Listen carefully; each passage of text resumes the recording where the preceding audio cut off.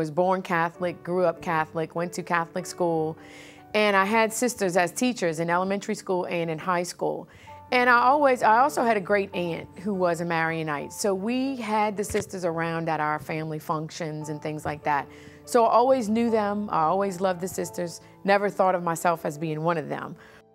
It was at actually an awakening retreat when they were reading a prayer, kind of a poem prayer, and I just heard Jesus saying to me, say yes, say yes. My family, my parents especially, were very supportive. They basically said, we want you to be happy. If this is gonna make you happy, then we're 100% behind you.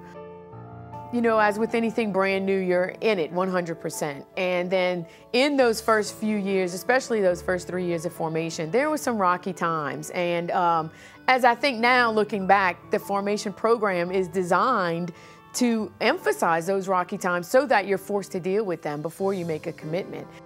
Once I made my temporary vows, in my mind, I was making vows. And so again, you still are kind of have open until you make permanent vows. But in my mind, once I made those vows after the first 3 years, that was my commitment. And I think still to this day, though, you make that commitment daily, as in any vocation.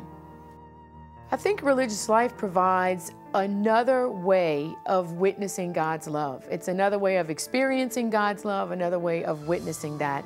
All of the vocations in the church, as we're taught in the church, give us just another way of being in relationship with God, and we each need each other as that witness of our own particular way. In January 2009, we are inaugurating a program in our diocese entitled Called by Name. In this program, we will invite people to submit names of those that they would consider suitable candidates for priesthood or religious life.